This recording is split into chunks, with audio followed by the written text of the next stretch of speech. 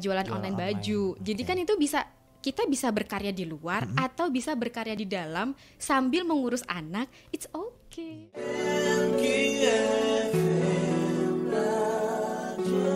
Setelah mengikuti organisasi dan menjadi aktivis selama perkuliahan, apa yang dilakukan setelah lulus nih Mbak Ayla? Dengan bekal pengalaman organisasi, kemudian juga pelatihan kepemimpinan dan lain-lain. Oke, yang dilakukan setelah lulus ya? Betul. Yang pertama saya cari otomatis cari kerja ya. Itu yang pertama ya. Yang pertama ya. Tapi cari kerja kan kita juga pilih-pilih ya. Cari kerja kita juga filter gitu ya. Cari lingkungan yang memang mendukung. Jangan sampai kita waktu jadi mahasiswa kita punya prinsip ya. Terus prinsip-prinsip yang sudah kita bawa ini terkikiskan ketika kita sudah bekerja, ya kan banyak ya yang pas mahasiswa kita getol banget nih mau perjuangkan nilai-nilai keadilan, terus waktu udah lulus perlahan-lahan luntur idealismenya, ya kan. Bagaimana kita bisa mempertahankan idealisme itu yang terpenting. Kemudian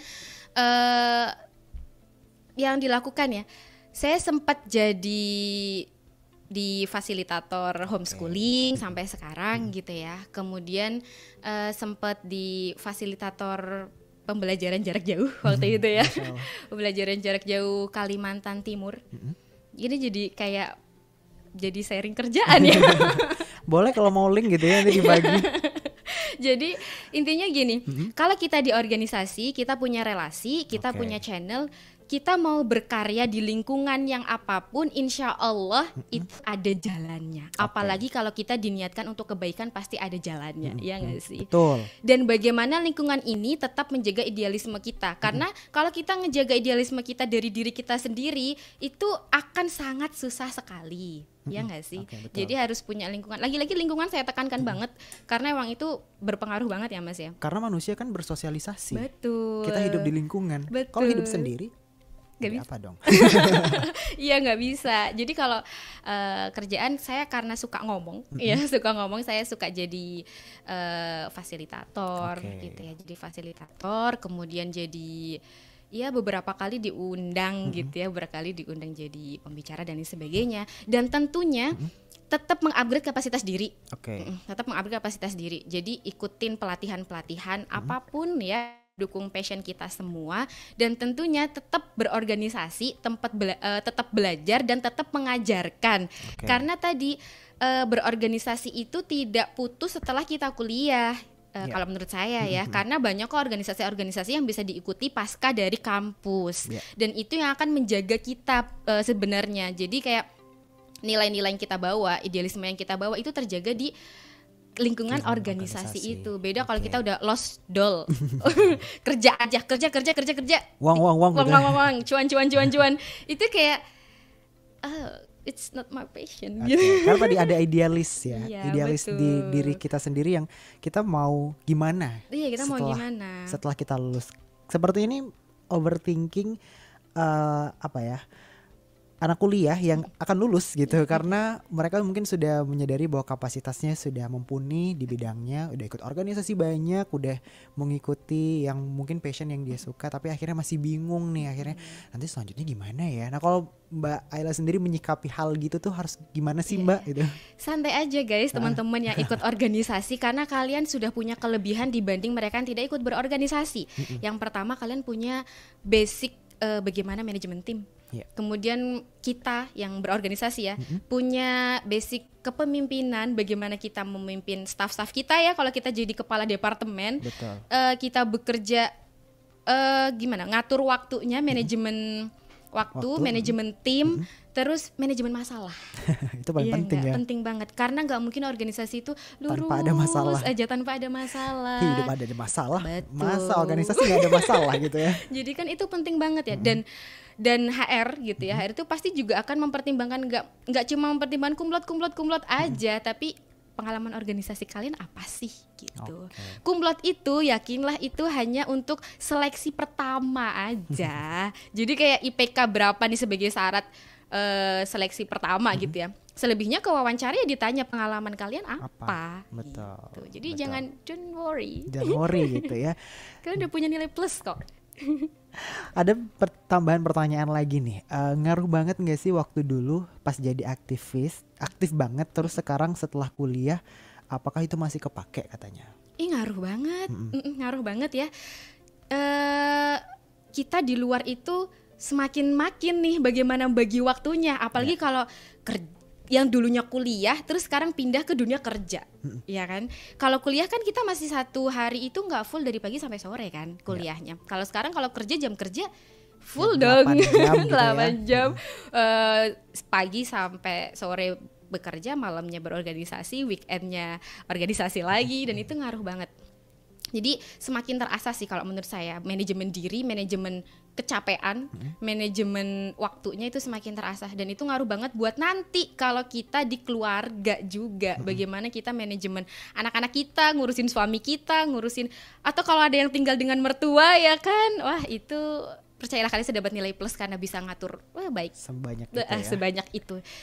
Jadi kayak nggak, wah keteteran banget, aku nggak bisa nih pagi ini, siang lanjut agenda lagi.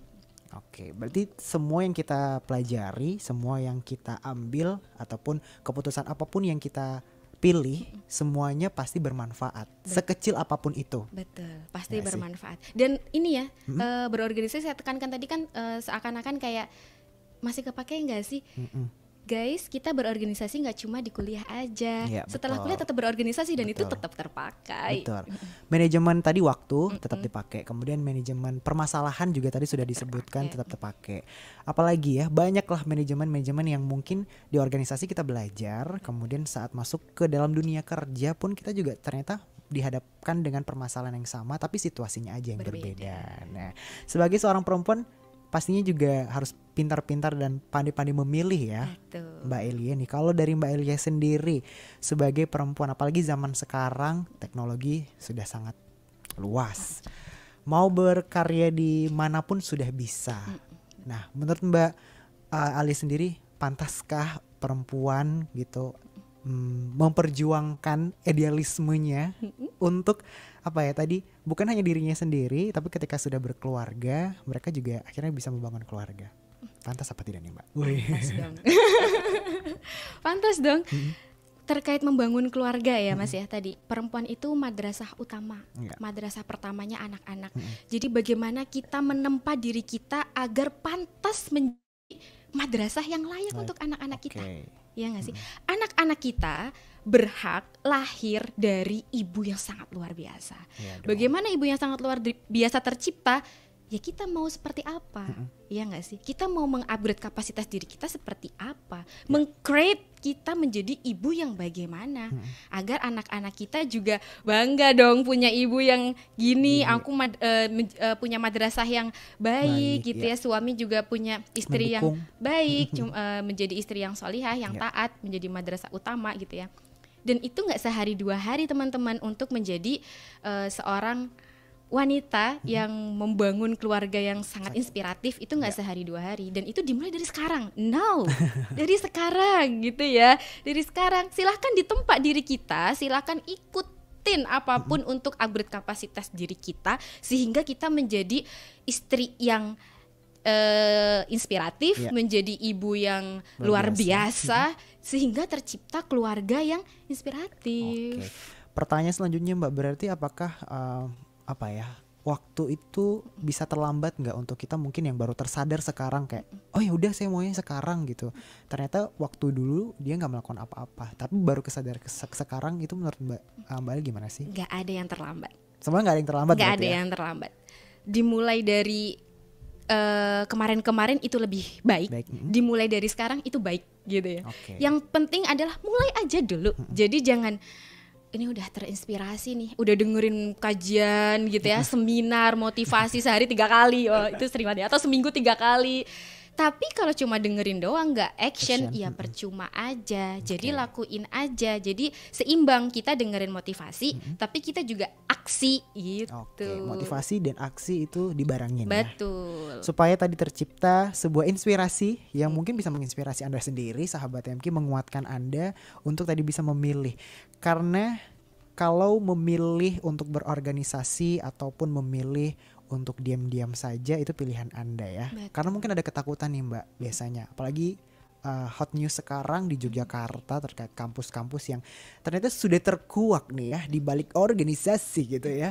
Ada pelecehan-pelecehan yang mungkin akhirnya membuat ketakutan nih para aktivis mahasiswi yang saat ini yang aduh gimana ya jadi ikut organisasi. Nah, pandangan dari Mbak Ayla sendiri terkait kasus-kasus seperti harus gimana sih untuk menyikapinya?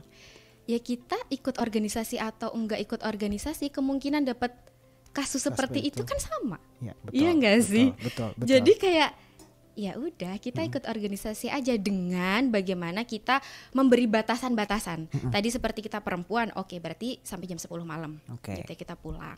Atau misalnya ya pakaian kita, meskipun nanti beberapa ada yang bilang pakaian itu nggak ngaruh, tapi kan kita nggak bisa ngontrol pikiran orang ya kan, dan itu bisa jadi ini kok sebab meminimalisir gitu ya. Dan itu ya diakui gitu ya. Dan bagaimana kita membatasi itu, bagaimana kita bersikap, bagaimana kita berdisiplin dengan nilai-nilai yang kita bawa. Jadi peluang-peluang untuk adanya pelecehan seksual itu kita sendiri yang bisa kontrol. Bagaimana kita bersosial media, bagaimana kita mengekspos diri kita, kita kan sering posting ya, selfie dan lain sebagainya. Bagaimana kita memposting itu? Karena branding diri kita itu kita yang nentuin juga. Batasan diri kita, batasan kita berinteraksi dengan lawan jenis atau dengan sesama jenis itu kita yang nentuin. Dan itu nggak ada sangkut pautnya dengan kita ikut organisasi atau enggak, karena itu bersangkutan dengan interaksi kita. Pun kalau misalnya si A nggak ikut organisasi tapi interaksinya nggak terkontrol, bisa saja kan dapat pelecehan seksual gitu. Oke, berarti memang semuanya bisa saja terjadi, tapi gimana akhirnya kita mengontrol diri, membatasi dengan hal-hal yang tadi. Kalau maupun mau ikut organisasi bisa jadi pilihannya salah satunya adalah berdasarkan Islam gitu. Betul. Ya, ataupun bisa jadi mencari teman tadi sesuai dengan lingkungannya. Betul. Karena menguatkan lagi tadi untuk pertemanan itu sendiri ya. Kalau diajak pergi mungkin ya saya bawa teman saya satu gitu ya, jadi bisa bareng-bareng dan bisa bersama. Betul. Nah itu pun nggak bisa ya Mbak, maksudnya tidak bisa mengatur orang lain, yang bisa kita atur adalah diri kita sendiri. Kalau dari pengalaman Mbak Ayla sendiri nih, susah nggak sih untuk mengatur diri sendiri, mengontrol diri, karena kan kita bersosialisasi, berlingkungan gitu. Susah banget. Gimana nih Mbak? Jujur li saya aja. Makanya dari awal sampai sekarang saya tekankan cari teman yang bisa ngontrol kita. Maksudnya bukan ngontrol semuanya ya, maksudnya kayak ngingetin kita. Kayak misalnya kalau kita udah berlebihan nih, udah malam banget, ayo kita pulang. Atau yang kayaknya kamu postingnya udah berlebihan deh gitu.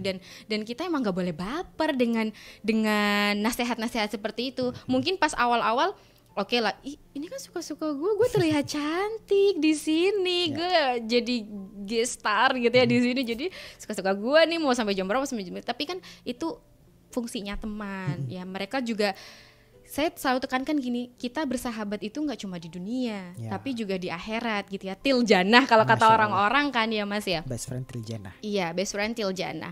Dan kalau saya sempat dibilang sama teman saya, teman saya tuh bilang gini, percuma kalau kamu bilang uhibbuki fillah gitu ya, maksudnya saya sayang kamu karena Allah gitu, saya mencintai saudara saya karena Allah, kita bilang uhibbuki fillah, tapi kalau kita melihat teman kita dalam kemaksiatan tapi kita diem aja, itu percuma karena kamu membiarkan dia selangkah lebih dekat dengan api neraka. Oke, itu ya yang menjadi catatan ya, yang menjadi dasar juga Mbak Ayla. Betul. Dan kita kalau dinasehatin itu Mas pasti sakit ya, cuman kan ya entah itu nasihatnya berupa nasihat itu ibarat berlian misalnya ya, mau dikasihkan secara baik-baik atau dia mau dilempar sakit gitu ya, tapi dia tetap bentuknya berlian. Bagaimana kita berlapang dada dengan teman kita juga itu harus di manage ya. Jadi biar nggak jadi perempuan yang baperan, tapi kita juga perannya ini peran kita gitu. Karena biasa kalau perempuan baperan diomongin dikit langsung baper. Padahal seharusnya ada banyak peran yang bisa terlaksana dengan baik. Tapi karena baper jadi akhirnya menutup diri, tidak beraktivitas seperti sedia kalanya mungkin, atau akhirnya malah diam diri dan menarik dari lingkungan sosial. Betul. Padahal masih banyak yang bisa dilakukan gitu ya. Iya, banyak banget. Baik, mungkin terakhir nih Mbak Ayla, bagaimana sih agar bisa tetap aktif di organisasi dan juga tetap mendukung peran-peran perempuan? Nah, bagi Mbak Ayla itu gimana? Bergerak. Bergerak. Iya, untuk Bergerak tetap ini jadi kita udah aktif bergerak nih, itu Mbak. bergerak gitu, aksi. Oke. Jadi nggak cuma diem aja nunggu perintah, nunggu diajak, nunggu di apa, ayo kita coba inisiasi. Kita coba lakukan dulu, cari aktivitas gitu. Jangan kemudian 24 jam rebahan aja scroll TikTok. scroll media sosial gitu ya.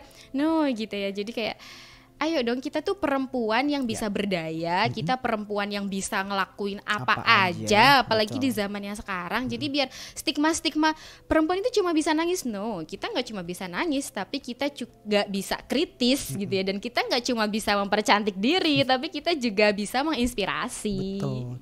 Banyak yang bisa dilakukan oleh perempuan tadi ya. Kalau Betul. dari Mbak Ayla sendiri, itu adalah pilihan Anda. Mau seperti apapun Anda, ya diterima nantinya gitu ya. Apapun itu yang terjadi, ya sudah diterima saja. Pesan terakhir mungkin untuk perempuan di luar nih, apapun sahabat MK yang mungkin menyimak, yang masih bingung juga, yang masih bimbang, yang masih khawatir gitu. Silakan nih Mbak, memperkuat lagi untuk ayo dong bisa bergabung bersama kita ataupun tetap menginspirasi gimana pun caranya. Oke. Untuk perempuan di seluruh Indonesia gitu ya, kalian itu hebat, kalian itu luar biasa. Jangan sia-siakan potensi yang sudah Tuhan karuniakan kepada kita gitu ya. Kita upgrade kapasitas diri itu, kita gunakan, kita tebar manfaat sebanyak-banyaknya. Pasti ada manfaatnya untuk baik untuk diri kita, untuk keluarga kita, lebih jauh untuk lingkungan kita, lebih jauh lagi untuk agama, negara, bangsa dan lain sebagainya gitu ya. Karena apa teman-teman, kita mungkin tangan kanan kita itu bisa menggoyang buayan hati itu bisa ya, tapi tangan kiri kita itu bisa mengguncang dunia. Dan itu tergantung pilihan teman-teman, bergerak, lakukan aksi. Jadi jangan hanya termotivasi tapi juga aksi.